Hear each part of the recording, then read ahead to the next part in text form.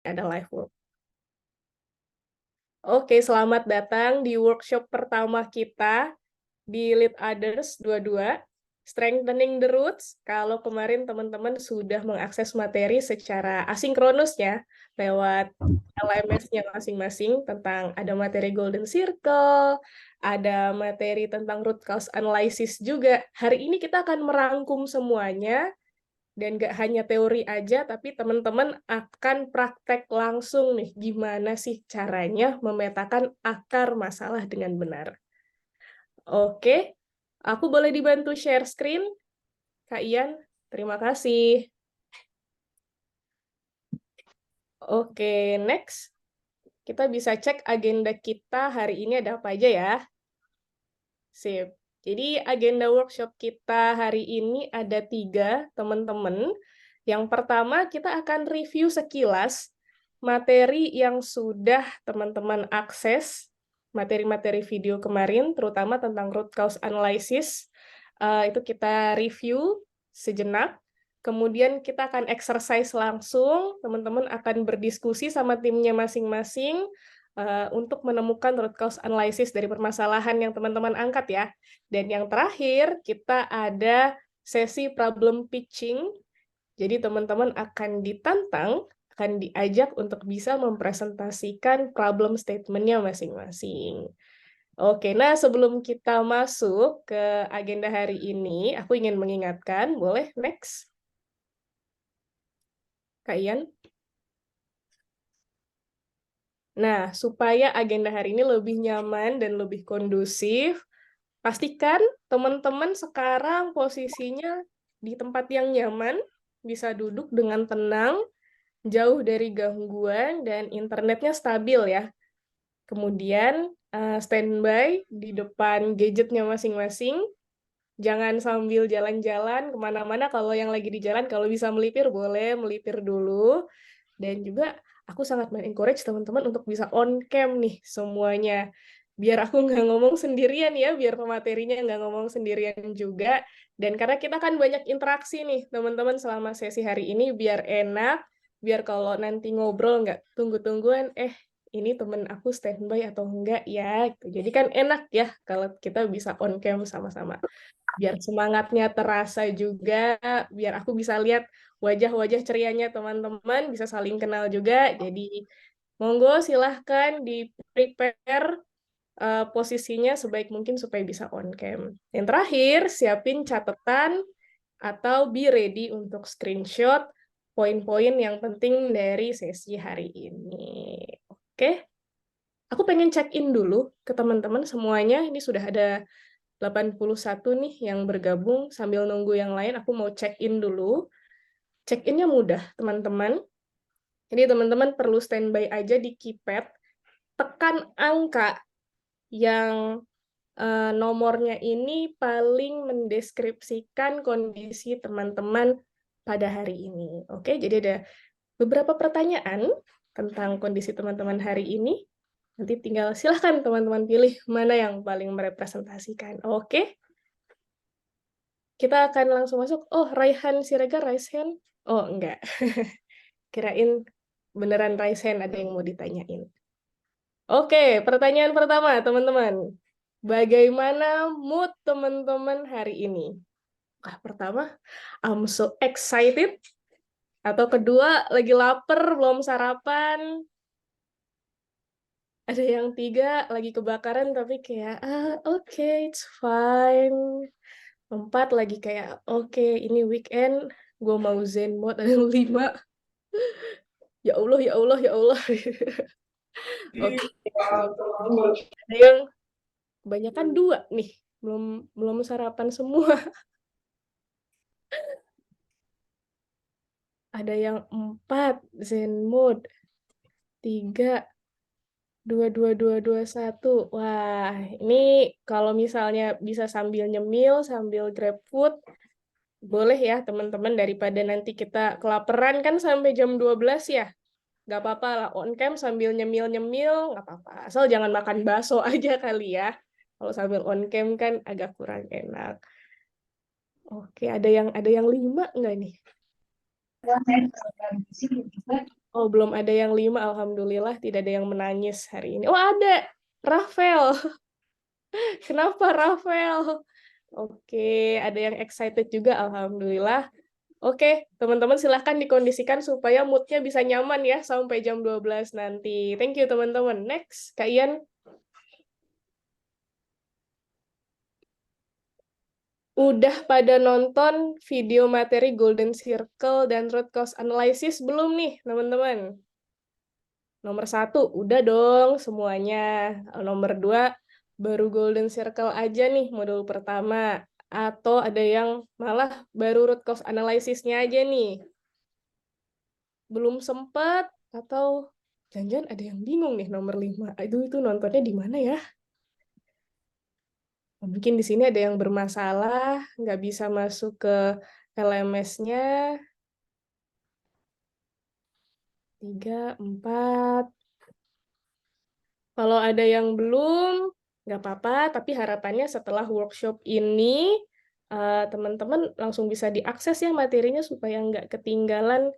Wah, banyak nih yang udah nonton semua. Terima kasih ya teman-teman. Boleh juga teman-teman di LMS-nya kalau sudah bisa akses itu kan ada grup chat dan ada forum juga ya. Kalau misalnya mau ngasih masukan kayak aduh videonya kayak kurang seru nih atau kurang menjelaskan, itu boleh banget supaya kita bisa membuat materi yang lebih menyenangkan juga ya buat teman-teman. Oke, sip. Next, Kak Ian. Nah, kalau tadi akses materinya, sekarang aku mau nanya nih teman-teman di sini udah mulai diskusi ngomongin akar masalah bareng sama timnya masing-masing belum? Kemarin kan teman-teman udah mulai masukin fenomena yang mau diambil nih ya lewat form waktu teman-teman mau grouping kan udah pada metain masalahnya masing-masing nih. Setelah itu udah sempet diskusi lagi belum ya teman-teman? Banyak nih yang udah 1, udah mantep banget pokoknya udah yang udah sih tapi tipis-tipis. Oke, yang lain gimana nih?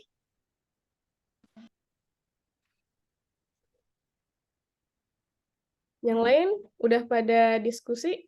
Udah, oke, rata-rata udah sempat bahas, tapi masih tipis-tipis lah ya, belum yang mantep-mantep banget. Oke, nggak apa-apa, kita mantapkan hari ini pokoknya.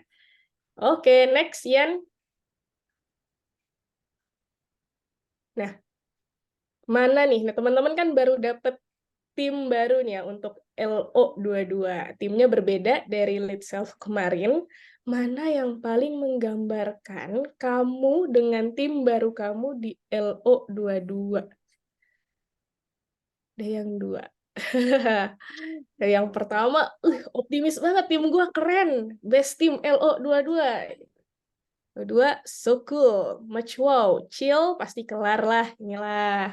Ada yang 3, aduh sayang banget sama tim baru aku. Orangnya seru-seru nih pokoknya. Ada yang 4 juga.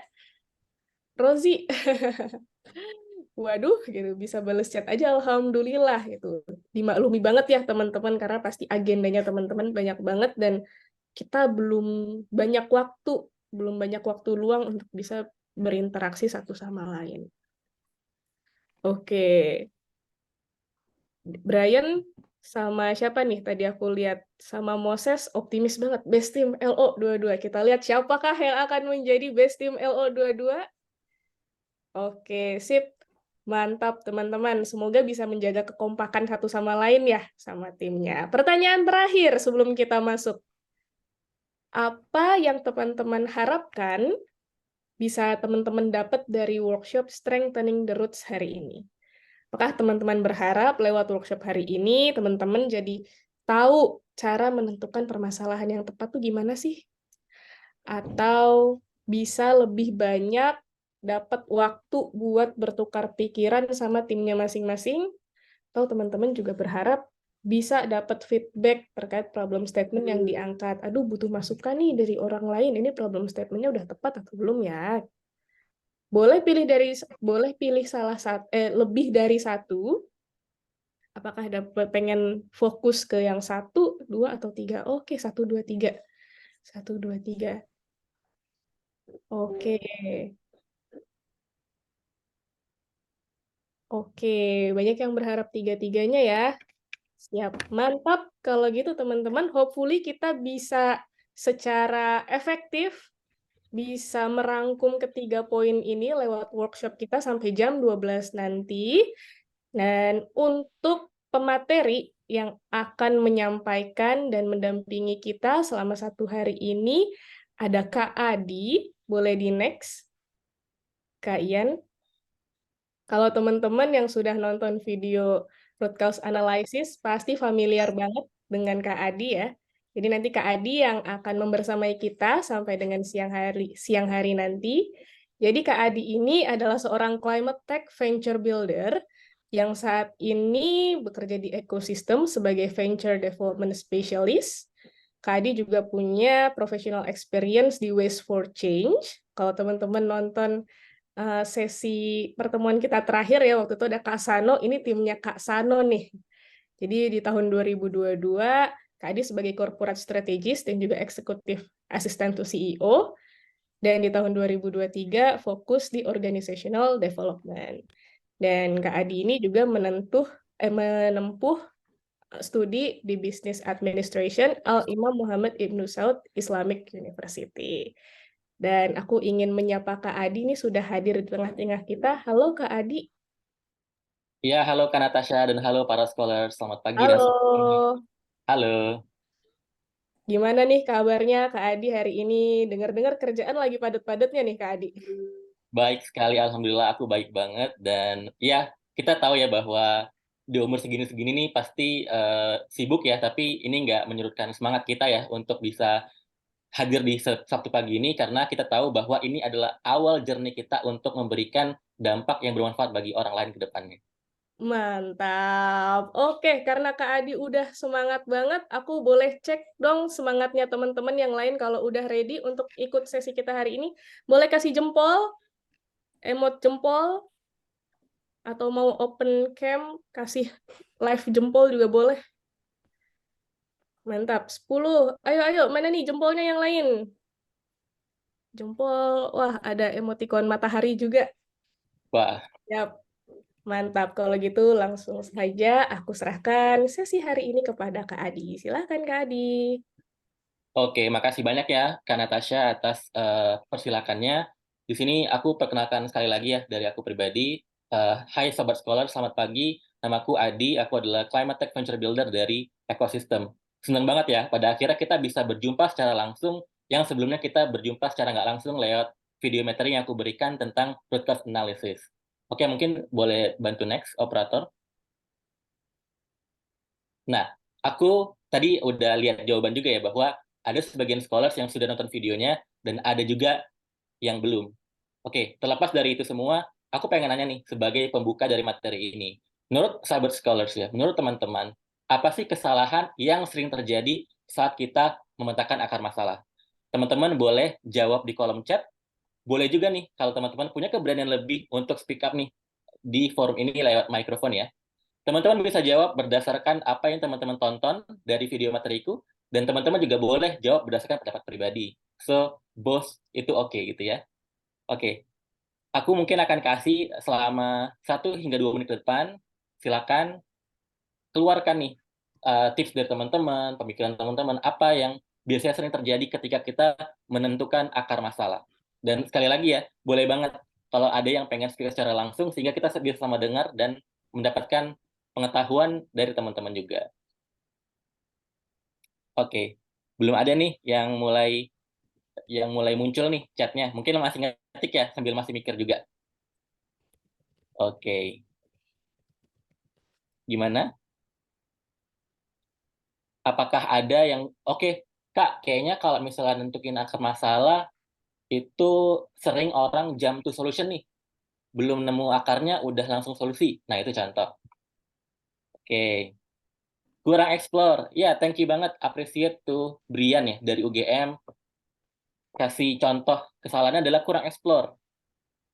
Ada lagi kah? Sebelum nanti kita akan bahas satu persatu.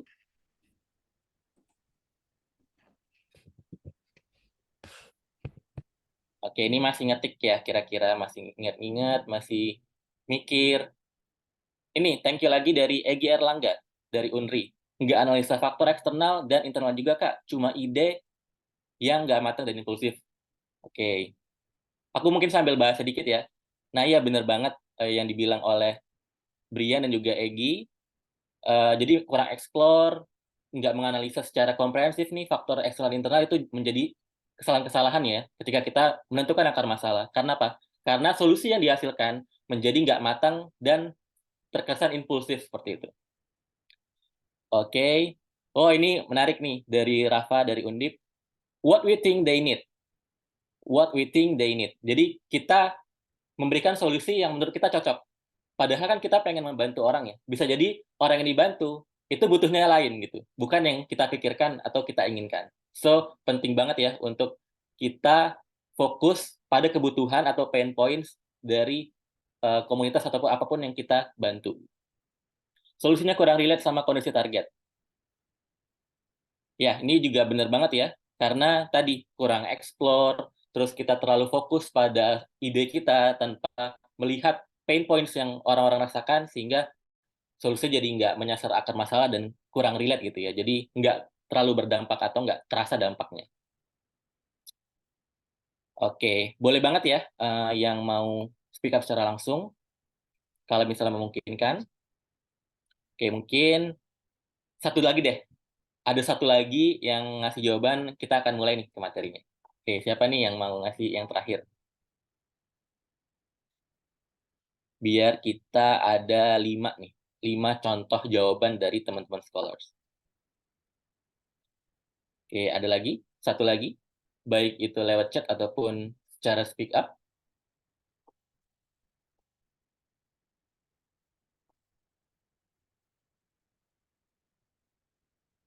Oke, karena waktunya juga semakin berjalan, aku thank you banget, aku appreciate bagi teman-teman yang udah mencoba ya untuk memberikan pemikirannya.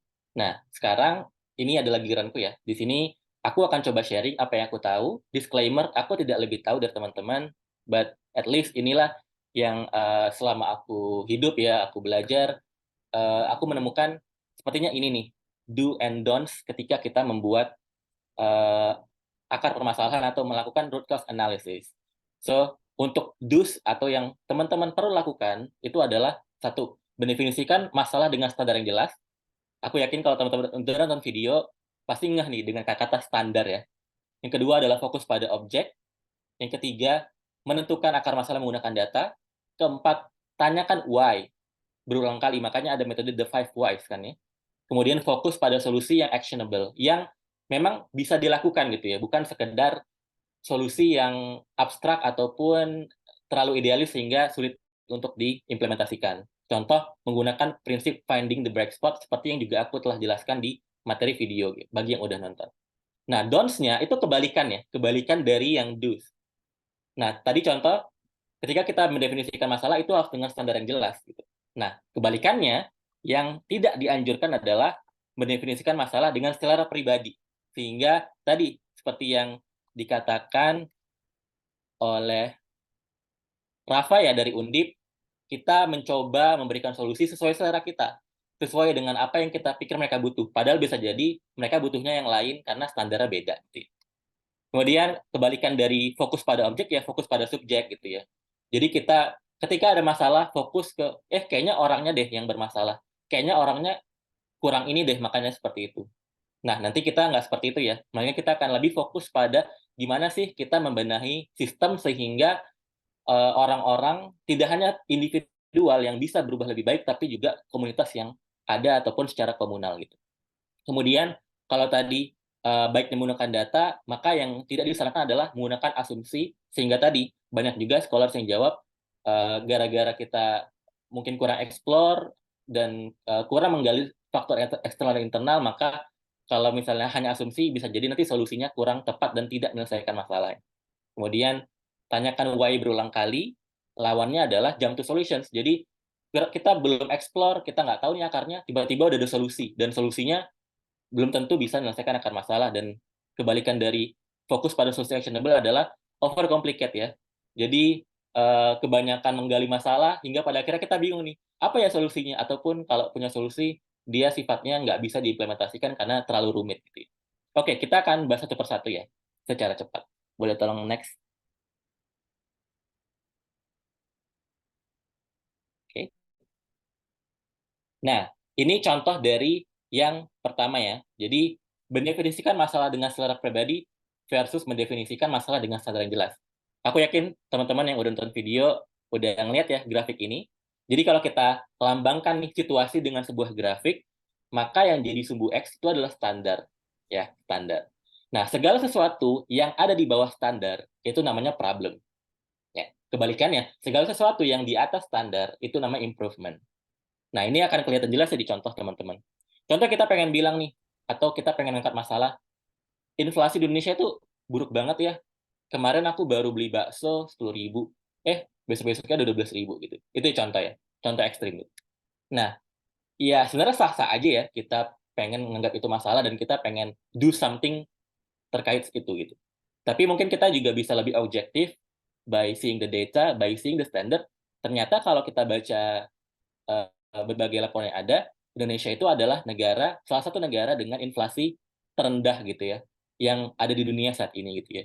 Ada di peringkat 6 terendah, hanya inflasi rata-ratanya itu 3,5% per Juli 2023. Yang mana ini sangat jauh lebih rendah dibandingkan eh, negara-negara lain ya. Itu tadi untuk yang ya kita anggap itu masalah, tapi ternyata kalau kita lihat standar yang ada, not so much gitu ya, not so much problem gitu. Nah, beda halnya contoh ini juga apa ya, happening banget akhir-akhir ini kita semua rasakan terutama yang tinggal di Jabodetabek. Jakarta kan sempat tuh dinobatkan sebagai kota terpolusi nomor satu di Indonesia, sorry di dunia gitu ya. Nah, how do we say ini problem? Karena jelas ya, karena standarnya itu ada dari berbagai lembaga. Contoh dari IQR itu punya ataupun dari WHO ya, ada standar nilai kebersihan udara gitu ya. Dan Indonesia itu atau Jakarta konsentrasinya itu 12,6 kali di atas batas maksimum gitu ya untuk udara gitu. Sehingga kita bisa katakan, oke, this is a problem karena standar jelas dari WHO dan kita 12,6 kali lebih parah dari standar yang ada. So, ini ya teman-teman semoga jelas membedakan mana masalah yang karena standar dan mana yang karena selera pribadi. Dan ini penting khususnya untuk ketika kita pengen nyelesain masalah secara berkelompok. Kenapa? Karena kita perlu nih menyamakan, memastikan bahwa every member of our team over the same page ya. Over the same page, kita memandang masalah ini dengan standar yang sama sih. Karena bisa jadi kalau kita nggak punya standar yang sama, bisa jadi A nganggap ini urgent, B nganggap ini nggak urgent. That's why nanti teman-teman coba gali dan coba komunikasikan ya sebenarnya this is our problems and then what is our standard. Nah, ini penting banget. Kemudian next.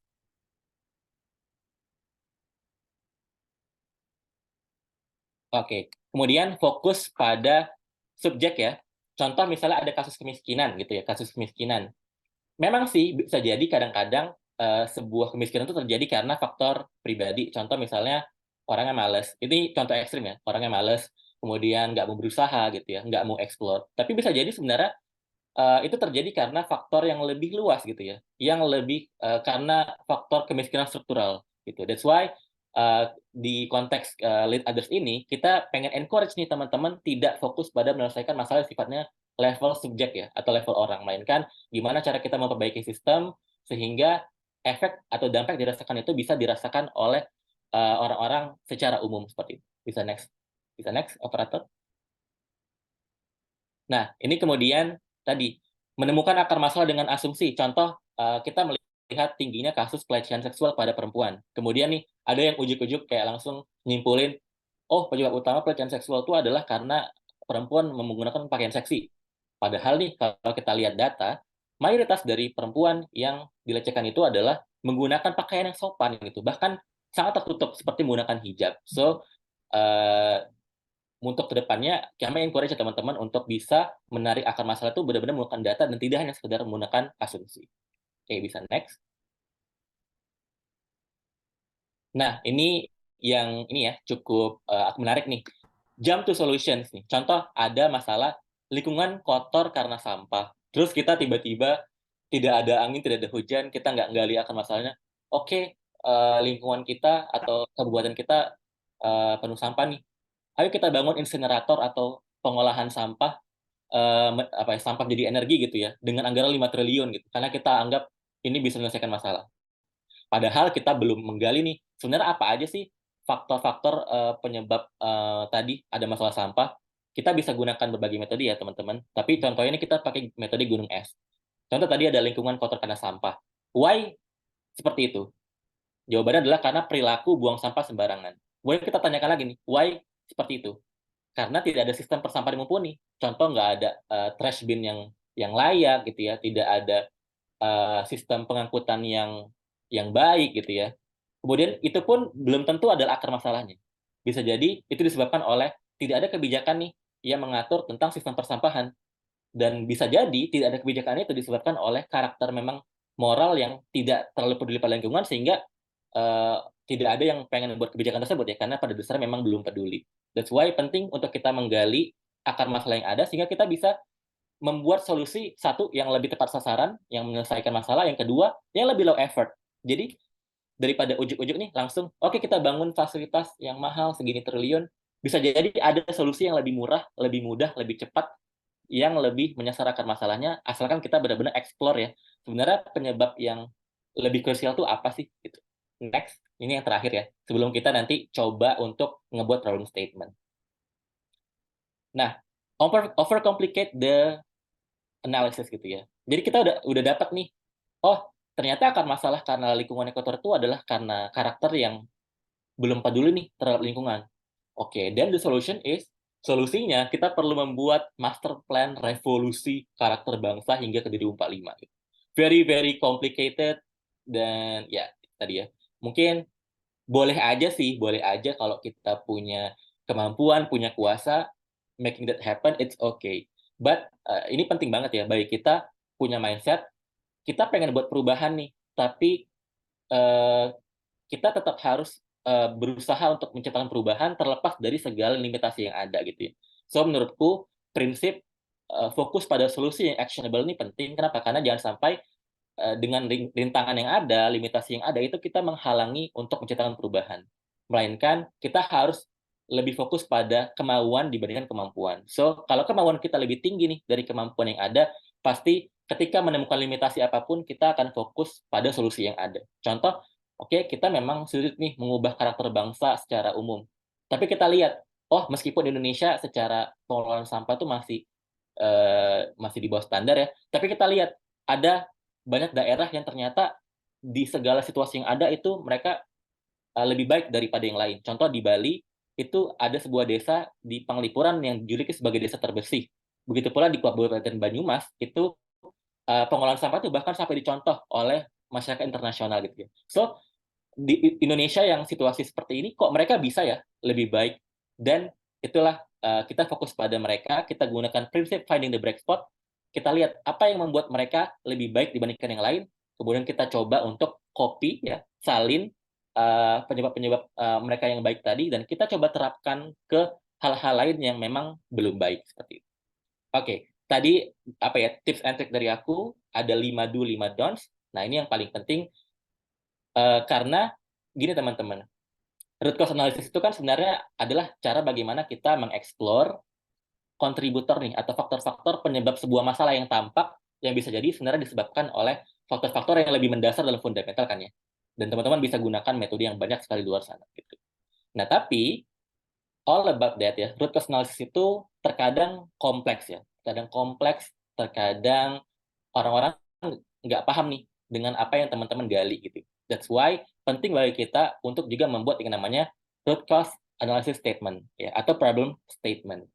Kenapa? Karena problem statement itu adalah bagaimana cara kita menyederhanakan ya sebuah analisis yang kita lakukan sehingga mudah untuk dikomunikasikan ke pihak luar gitu ya.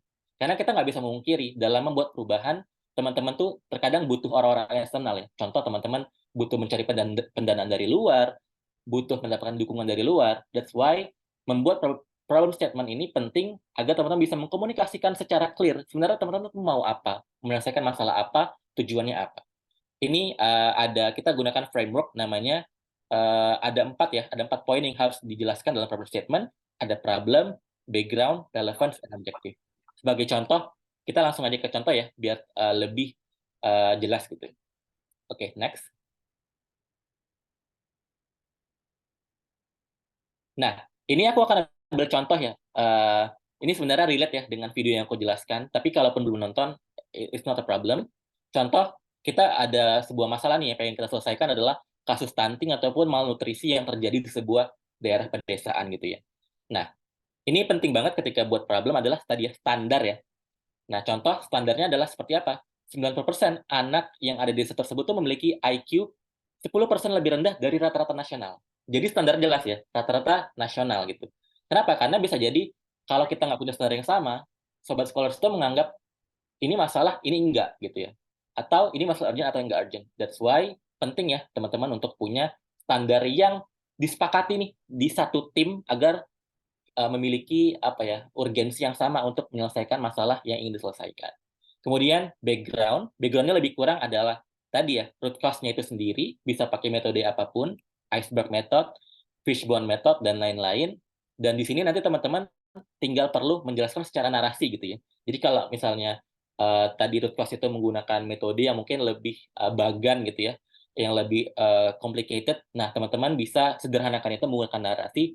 Contoh nanti setelah banyak nih ditemukan faktor-faktor yang bersumbangsi terhadap sebuah problem, ternyata kesimpulan adalah kasus stunting itu disebabkan oleh 3 hal, infrastrukturnya yang sanitasi yang buruk, kemiskinan yang tinggi, dan literasi gizi orang tua yang rendah.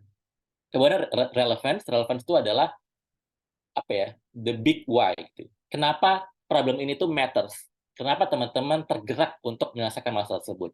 Dan ini semua sifatnya cukup subjektif ya, tergantung nilai moral teman-teman, tergantung teman-teman pengen memberikan dampak sebesar apa gitu. Contoh, teman-teman bisa aja nih deny the situation, oke, ada desa ini malnutrisi, kemudian apa stunting, dan why gitu. Terus kenapa? Tapi kalau teman-teman memang tergerak karena itu, karena teman-teman memandang bahwa ini adalah sebuah faktor yang bisa menjadi faktor lebih besar, maksudnya bisa menjadi masalah lebih besar di masa depan gitu ya.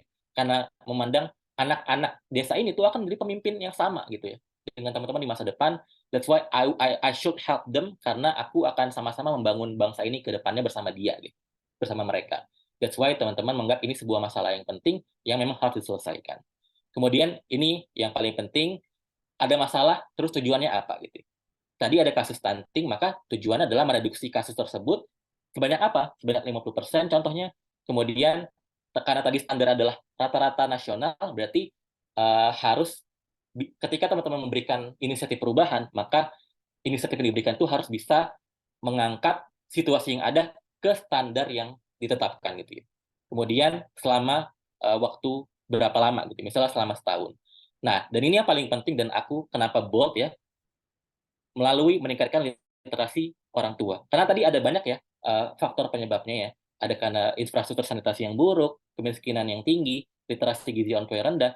Tapi ini adalah tips dariku ya, dengan menggunakan prinsip finding the bright spot, maka tadi ya, karena mindset adalah keinginan harus di atas kemampuan. That's why, oke, ada banyak nih faktor penyebabnya. Tapi apa ya yang bisa aku lakukan dengan kapasitasku saat ini?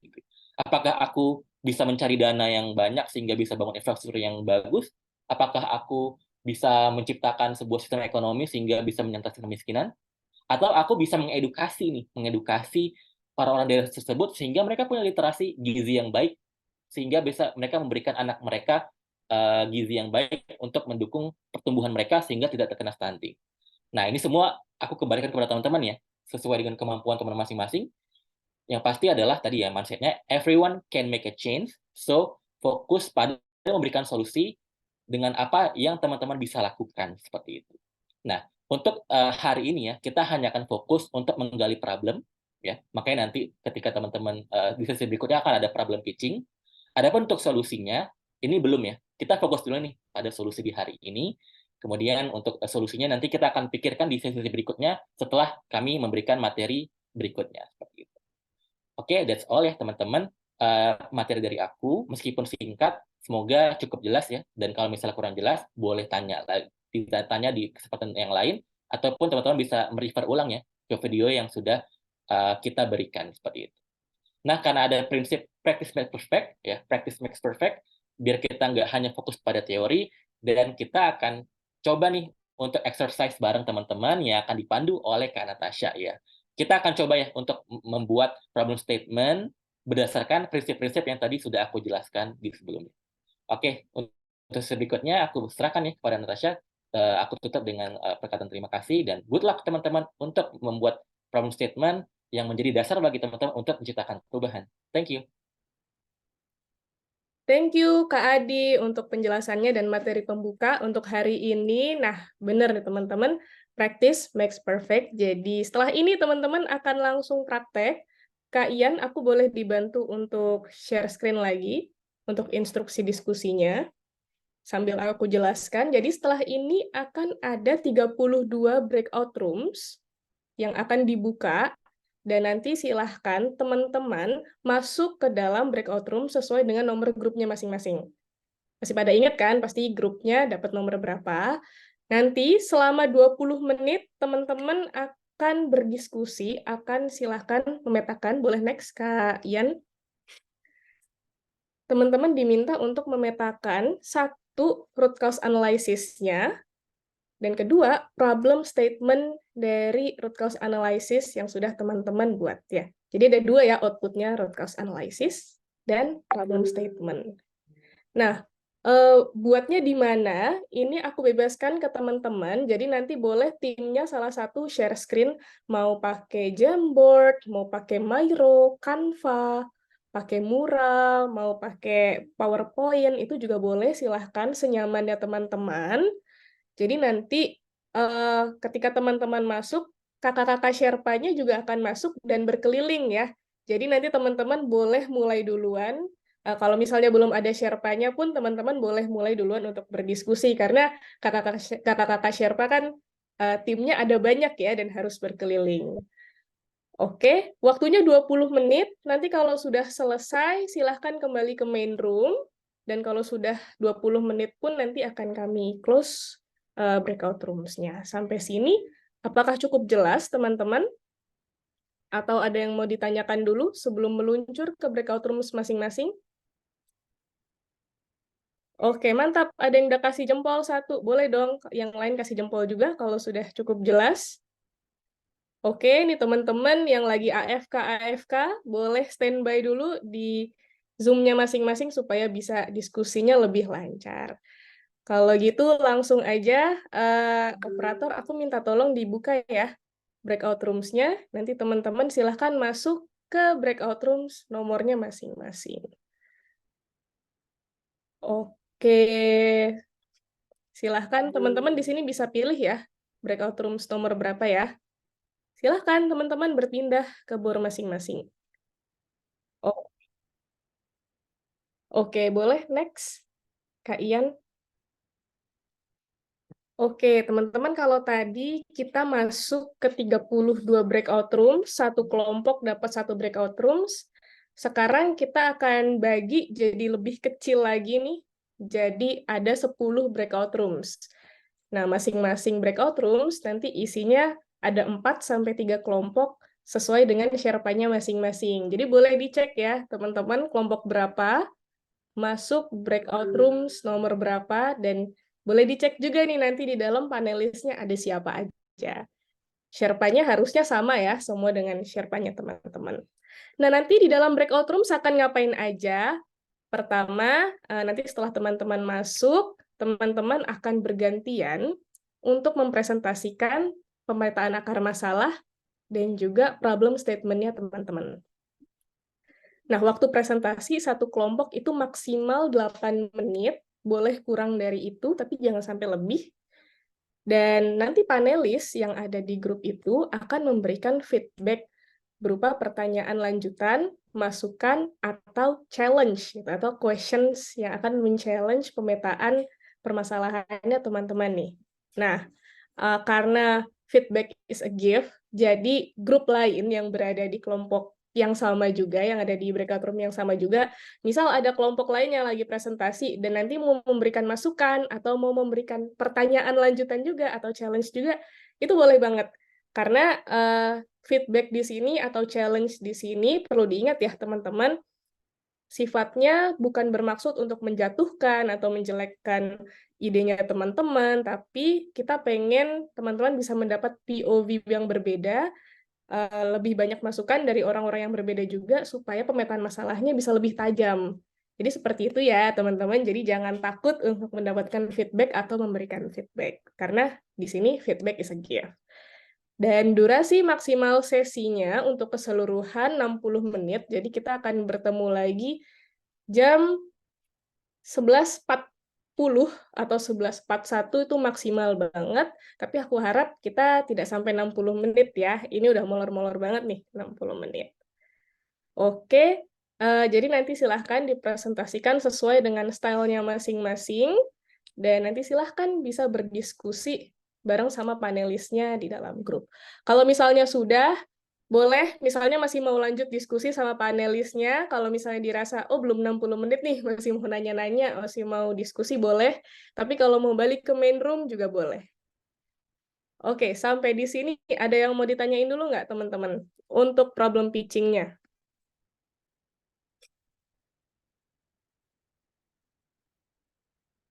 Kalau misalnya tidak ada, sekali lagi boleh kasih jempol kalau bisa dipahami. Sudah ready untuk pitching, teman-teman? Mana jempolnya? Jempolnya baru 7 nih. Yang lain mana? Yuk, yuk, yuk, yuk. Jempolnya, jempolnya. Siap. Oke, mantap. Kalau gitu, good luck, teman-teman. Santai aja. Jadikan hari ini supaya bisa lebih memperdalam pemetaan masalahnya teman-teman ya, supaya nanti ketika teman-teman bikin poster, bikin proposal, dan juga terjun langsung mengimplementasikan change inisiatifnya teman-teman bisa lebih tajam. Karena fundamentalnya, roots-nya sudah tajam, sudah ajak nih dari sesi hari ini. Oke, kalau gitu kakak operator, aku boleh dibantu untuk dibuka breakout rooms-nya 10. Siap, teman-teman, silahkan masuk ke breakout rooms-nya masing-masing. Aku, kalau misalnya ada yang bingung, tadi aku dapat breakout room seberapa, aku izin share screen lagi deh. Sebentar ya.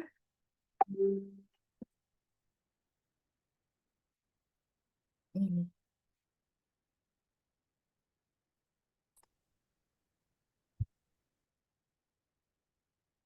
Oke, udah kelihatan ya.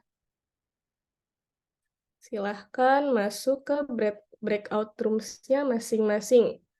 1 sampai 4, breakout room 1, 5 sampai 7, breakout room 2, atau lebih gampang anak-anak Sherpa-nya nih. Anak-anak Sherpa Kak Anneke masuk breakout room 3, Sherpa-nya Kak Dewa breakout room 4, Sherpa Gilbert ada di breakout room 5, Sherpa-nya Ibnu breakout room 6, kemudian Sherpa-nya Meta di breakout room 7, dan seterusnya ya. Disesuaikan aja dengan Sherpa-nya siapa, masuk ke breakout room yang mana. Oke, perlu dibantu cek apakah sudah masuk semua. Kalau ada yang belum, kakak-kakak panelis juga sudah boleh mulai masuk ke breakout room-nya masing-masing ya. Kak Abdur, Kak Adi, Kak Ai, Raffi, Kak Anneke, Mas Roni. Mas Roni sudah hadir ya. Kemudian Kak Dewa, Mas Diki, Kak Gilbert, Kak Filon, Kak Ibnu, Mbak Ratna, Kak Meta, Mas Pandu, Kak Salma, Kak Sasa, Kak Arta, Kak Zain, dan Kak Keti. Silahkan sudah boleh masuk ke breakout room-nya masing-masing dan sudah boleh dimulai presentasinya.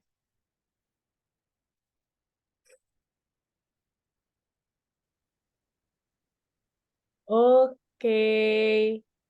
Nah, karena tadi ada 10 room yang berbeda-beda, aku pengen dengerin dong perwakilan, boleh 1, 2, atau siapapun teman-teman yang mau cerita. Karena kan pasti learnings dari satu room sama room lain itu tuh berbeda.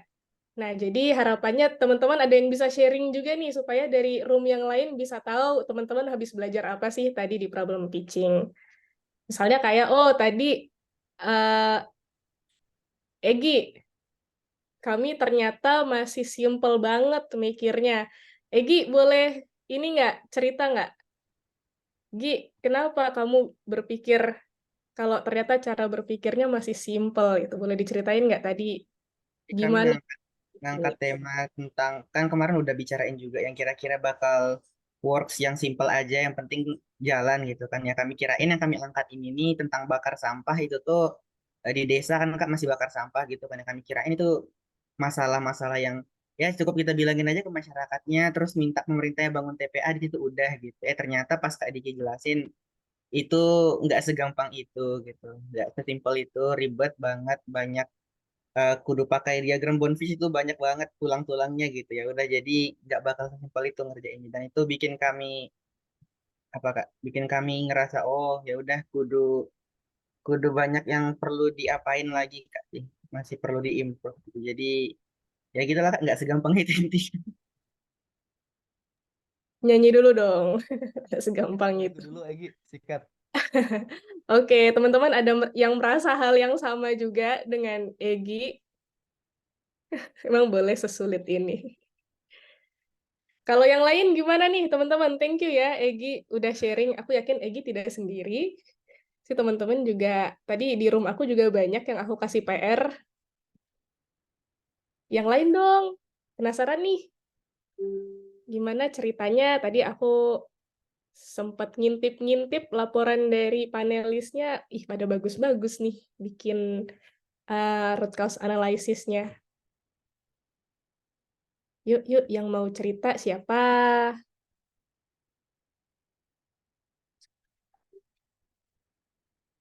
Di chat juga boleh, teman-teman.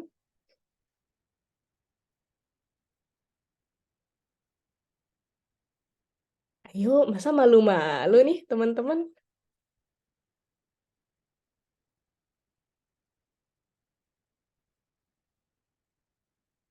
Atau aku boleh ini nggak, teman-teman cerita, eh boleh di kolom chat, aha moments atau hal yang baru teman-teman pelajari di sesi pitching tadi dengan kata, diawali dengan kata ternyata. Ternyata, kalau tadi misalnya contohnya Egi ya, ternyata masih simple banget nih mikirnya. Nah, kalau yang lain ternyata apa nih? Boleh ya, ditulis di kolom chat ya. Ayo dong, ya Sri. Ini nih, kakaknya udah manggil-manggil nih.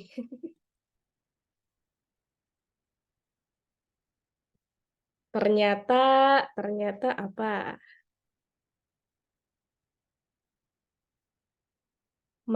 Ternyata nyari masalah itu nggak gampang. Aiman ya, tadi Aiman di ruangan aku nih. Aiman, ayo cerita dong. Gimana, Man? Nyari masalah. Oh iya, oke. Boleh deh Kak. Halo semuanya. Tadi kebetulan di breakout room bareng sama Kak Natasha juga. Dan ternyata dari kelompok kita emang belum terlalu apa namanya riset lebih lanjut mengenai masalahnya, melainkan kita kayak lebih memberikan berbagai option solusi yang mungkin nanti at the end of the day belum tentu cocok sama target yang akan kita apa yang kita targetkan gitu. So PR-nya buat kita itu lebih kayak ngulik lagi masalah dan juga apa sih yang diperlukan gitu, needs-nya gimana gitu sih Kak. Sip. Mantap, Aiman. Thank you, Aiman. Udah sharing. Nah, boleh dong satu lagi, Dava. Sharing dong, Dava. Ternyata ada hal yang bisa dilakukan yang lebih actionable dan sustainable. Gimana tuh maksudnya?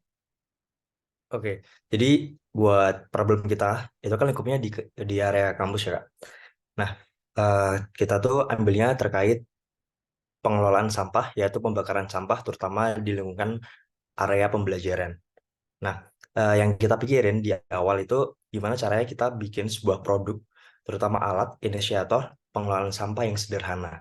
Tapi ternyata ketika pitching tadi kita menemukan suatu action yang lebih sustainable, yaitu bikin kebijakan mengenai pengelolaan sampah bersama stakeholder yang ada di kampus. Seperti itu, Kak.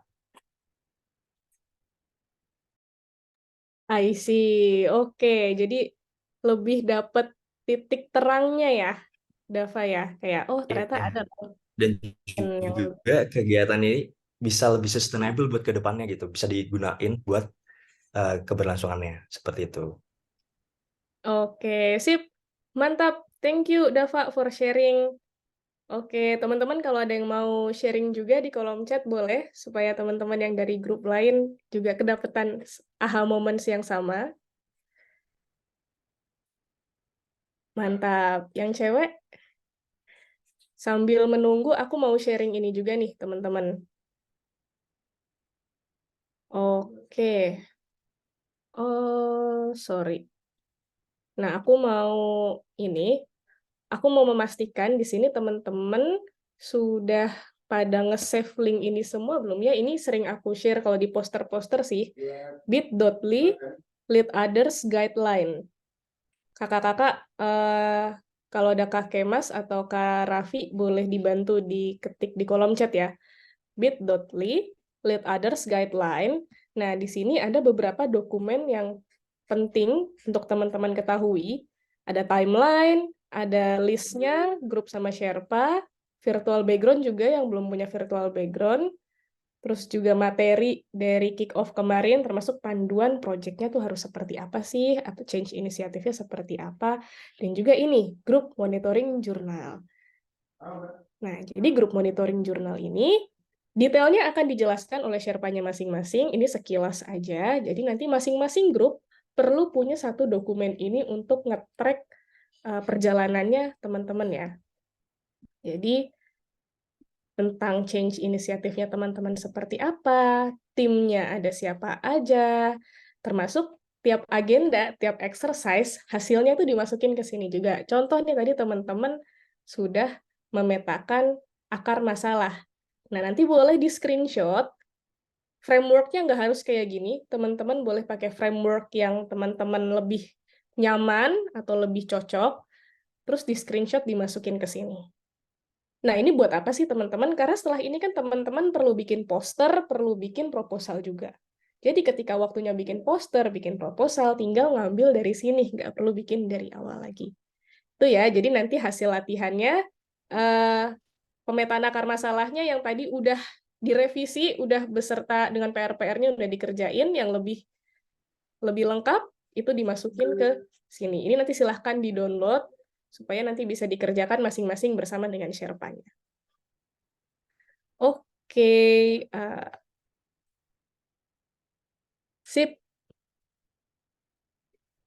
Nah, aku akan masuk ke pengumuman, teman-teman, sebelum kita akhiri sesi workshop hari ini ya. Jadi untuk agenda selanjutnya, kita akan masuk ke modul baru. Kalau modul saat ini kita fokus memahami masalah, fokus dari modul yang akan datang adalah gimana sih caranya menemukan solusi yang tepat. Akan ada 2 materi di LMS masing-masing. Pertama tentang theory of change, yaitu gimana sih caranya memetakan dampaknya yang tepat itu seperti apa. Yang kedua ada design thinking. Kalau design thinking itu gimana caranya kita nemu solusi yang tepat, yang sesuai sama dampak yang pengen kita harapkan. Nah, ini nanti bisa diakses. Terus juga harapannya teman-teman bisa langsung ke lapangan untuk bisa memahami masalah lebih dalam.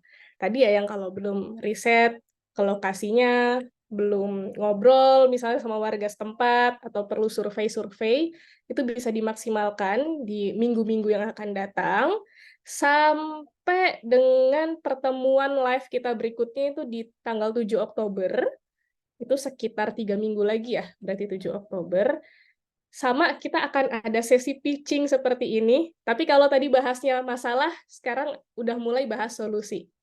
Jadi pastikan menuju tanggal 7 Oktober, teman-teman sudah ini ya, mulai riset, sering-sering diskusi bareng sama timnya, bareng sama Sherpa-nya. Terus juga tadi kalau misalnya ada rekomendasi, kakak Sherpa-nya ngasih rekomendasi, coba ngobrol sama ini nih, atau coba ngobrol sama komunitas ini, itu juga sudah bisa mulai langsung dilakukan, oke? Kalau misalnya ada yang bermasalah, nggak bisa akses LMS-nya atau lupa akunnya, nanti bisa langsung report ke Kak Leoni atau tim dari Tanuka Foundation, nanti akan dibantu oleh mereka. Sampai sini ada yang mau ditanyakan dulu, teman-teman?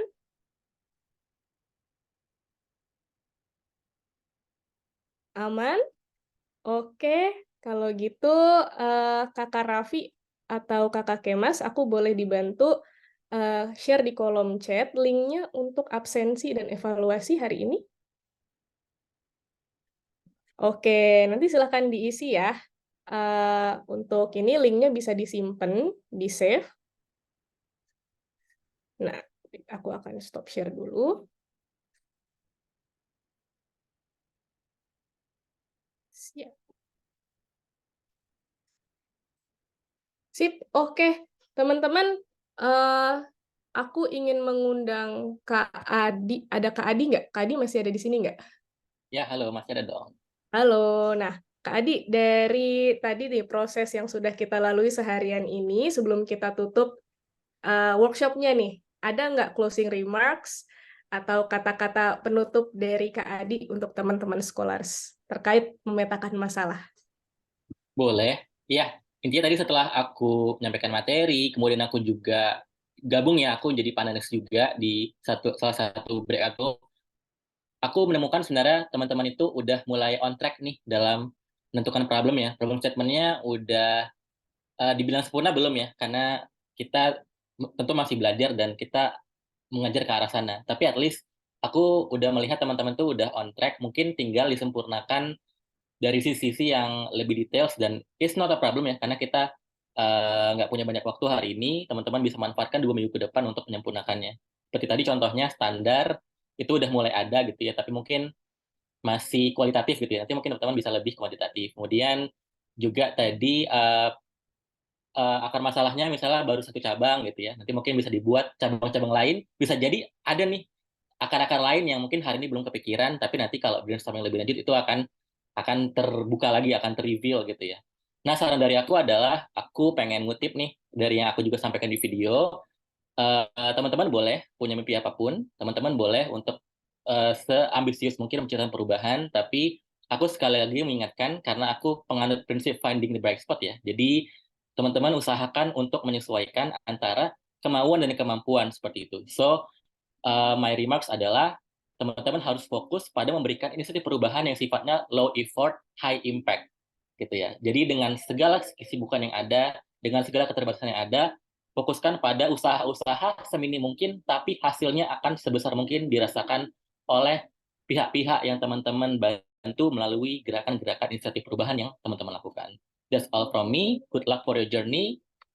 Semoga yang kita bisa berikan itu membantu, dan aku pengen lihat nanti hasilnya berapa bulan kemudian. Thank you.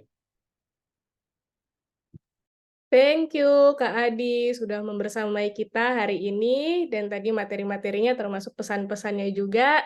Semoga bisa bermanfaat ya untuk teman-teman semua. Nah, boleh dong sebelum kita close Zoom-nya, kita foto bersama dulu.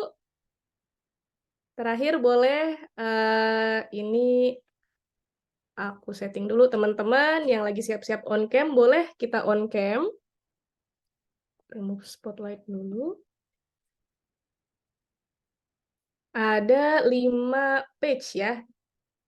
Berarti kita ada 5 kali ambil foto nih, 5 kali pose. Iya ada Kak Ai Junior. Hai Kak. Halo Cahaya. Ayo grupnya teman-teman. On cam yuk kita foto. Sip, mantap. Aku hitung sampai 5.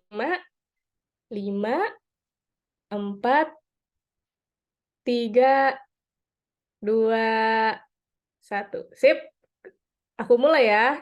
Mulai dari page pertama dulu. Siap? 1, 2, 3. Mantap.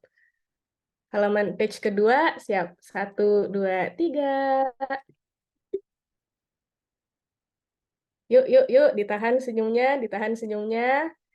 Oke, yang kalau nggak bisa on cam nggak apa-apa, tapi boleh dong kasih emot love jempol, mantap. 1, 2, 3. Oke. Yuk, 2 page lagi. Ditahan emotnya, ditahan emotnya. Last one, oke. Siap-siap, keluarin emotnya semuanya. 1, 2, 3. Cool, oke, udah semuanya. Thank you, teman-teman. Sampai ketemu di pertemuan berikutnya ya. Good luck dan semangat selalu semuanya. Good Thank luck semuanya. Thank you, good luck. Semangat. thank you udah berpartisipasi hari ini.